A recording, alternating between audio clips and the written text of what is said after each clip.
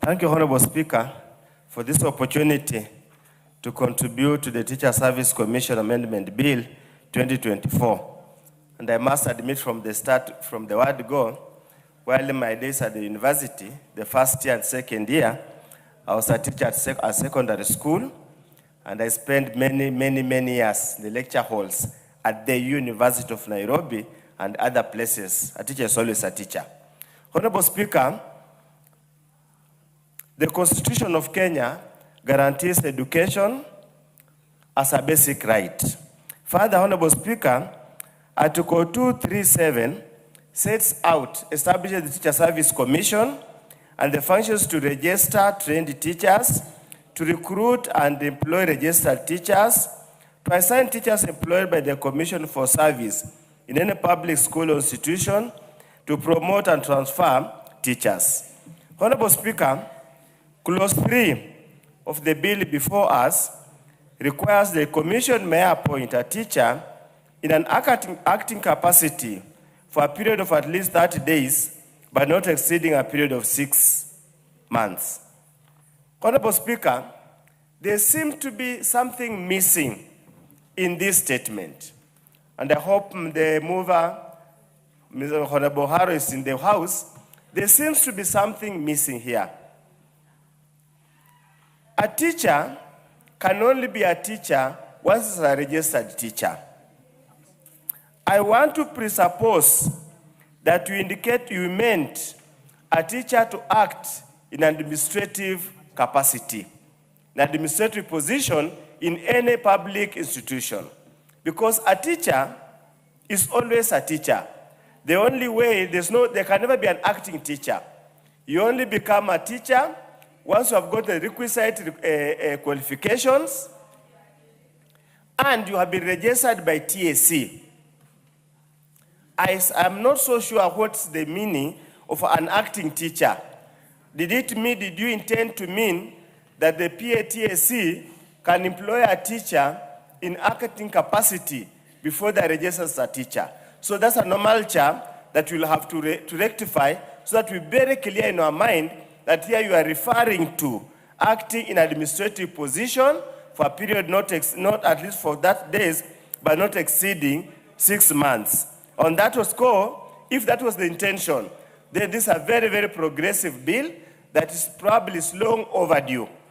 What is out of order, the Honorable Dawood? Thank you, Madam Speaker. Madam Speaker, I would not want to interrupt Dr. Oundo, but I think the bill, what Honorable Harrow presented, he talked about administrative positions, acting in administrative positions. So when Dr. Oundo is saying acting teacher, it's not acting teacher. It's a teacher who is in an acting administrative position. That's what Honorable Harrow said. What you're trying to do is that you are making a comment concerning a statement of fact that this matter has been addressed by the bill, that it is administrative position. Yes, Madam Speaker. But so you know, he has said he's talking about an acting teacher for TSC, where there is no position for an acting teacher. It's an acting position for an administrative position and not an acting teacher, Madam Speaker. Professor Oundo, you know you are very sharp, so please make reference to the bill and get your facts right so that you are not disturbed by these points of order. Thank you, Honorable Speaker. Let us read plain English. There is no other sugarcoating here because it's amending Section 32 of the original bill. And Section 32 of the original bill, Honorable Speaker, talks about publication of the register of registered teachers. Period. It does not talk about appointment in administrative position. And Honorable Speaker, for record purposes, Teacher Service Commission does not appoint. Teachers does not appoint. So let me get it clear. So, Honorable Dawood, let me read for you the words in plain English. The commission may appoint a teacher in an acting capacity for a period of at least 30 days, but not exceeding a period of 6 months. Simple English. No reference is made on the administrative capacity position or anything else. That's why I'm saying, at the committee of the whole house, we must rectify and make it explicitly clear that here we're talking about acting either a deputy head teacher, a deputy principal, director of studies, those administrative positions allowed for under the Basic Education Act, or the scheme of service of the Teacher Service Commission, as well as the scheme of service of the Ministry, State Department of Basic Education. Regardless of that misunderstanding, as I said from the word go, this is a very progressive bill. Honorable Speaker, we have had so many teachers, very senior teachers, who have acted in positions for donkey years. When it comes to the times of interviews and promotions, they are told you have not gotten ascended to a certain grade, so you cannot be considered. You can imagine, Honorable Speaker, a man or a lady who has acted for 1.5 years in a school, and somebody else from probably even much young or junior comes and starts now being his boss, yet that person does not even understand the culture and the spirit of that school. If a teacher does not meet the grade, then the honorable thing to do not promote that teacher to an acting capacity. You are demoralizing that teacher, you are actually doing more harm to him or her than you are doing any good. So, Honorable Speaker, and it's also very progressive, a teacher appointed in acting capacity shall be entitled to a special duty allowance. It's a common practice. If you are appointed to act on behalf of somebody, then there must be a duty allowance to follow the services you are offering. Honorable Speaker, my colleague proposes to include fourth schedule. And fourth schedule has got a list, a plethora of allowances. It's a very good idea, very well intentioned, but I really don't want a situation whereby we promise our teachers heaven and deliver hell. It will be very, very demoralizing, and we are going to set up teachers into some necessary industrial action. I'm 100% sure, Honorable Speaker, and I have this premonition, that most likely this bill might be declined to be assented to on account of fourth schedule, and what they will tell you, Honorable Member, is that the physical space cannot accommodate all these allowances you have listed here.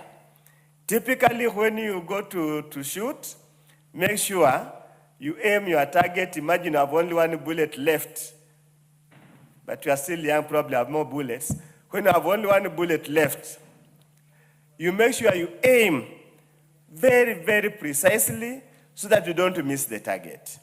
I would urge you, probably sit down, have a chance to sit down, the guys at the State Department of Basic Education, have a chance to sit down with people at Treasury, and even the Committee of Education, Honorable Speaker, and my colleague, and scale down these allowances to an allowances that we can know can be easily be achieved, so that no reason is presented here for us to lose such a progressive bill or to set up a situation that is going to cause turmoil in the education sector. But nevertheless, teachers deserve all this and much more, because without a teacher, many of us will not be standing here. This is all of us. I don't know anybody here who didn't go through the hands of a teacher.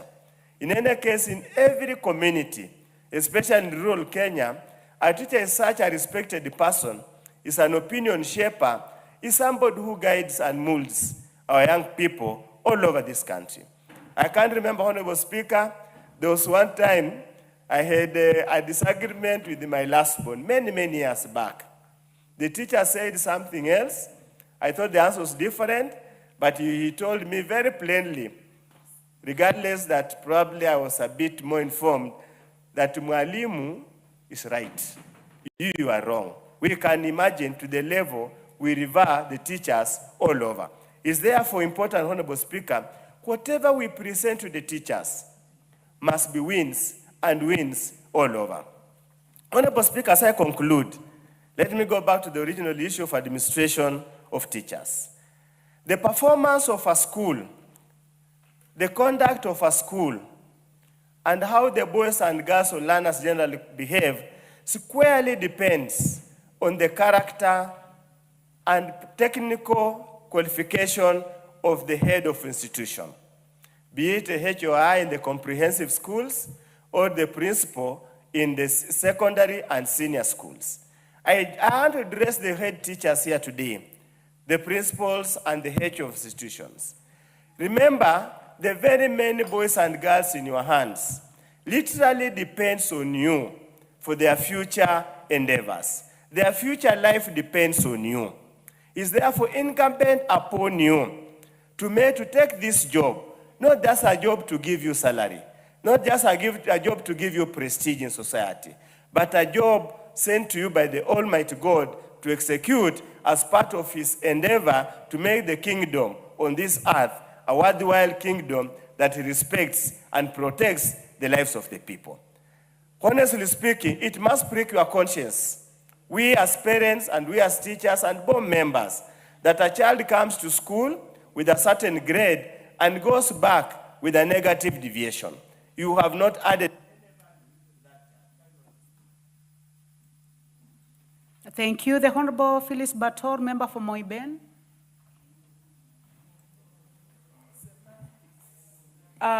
Thank you, Madam Speaker.